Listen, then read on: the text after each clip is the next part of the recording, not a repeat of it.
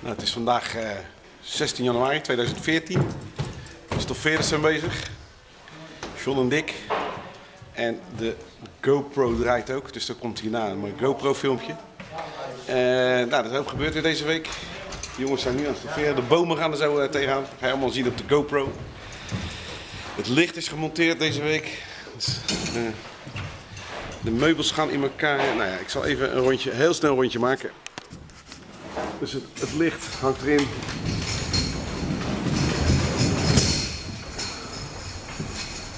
De vitrines staan, de meubels staan zo goed als, de kussens liggen al klaar voor de meubels. Ja, we zijn echt wel aan het afronden. Morgenmiddag, vrijdagmiddag is het, ik denk dat het Casco dan staat. Zelfs de spotjes zijn we aan het monteren in de vitrines. Dus ja, het gaat lekker. Het geluid zit er helemaal in. Nou, en de stoffering gaat erin. John, dus hallo. Goedemiddag. Morgen is het ochtend. Ik ben nog niet helemaal wakker. Dick, even voor de belastingen. Oké. Ja. Ik zal gelijk even buiten laten zien. Dan liggen de dinosaurussen voor de bovententoonstelling klaar. Kijk, hier ligt een dinosaurus met zijn kop. Die komt hier in de gang te staan. Kijk eens.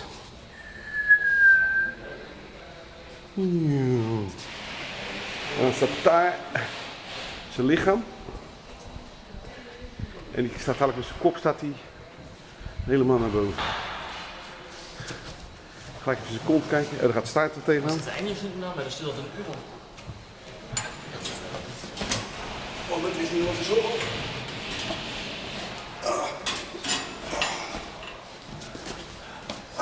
Nou, zo maak je een dinosaurus.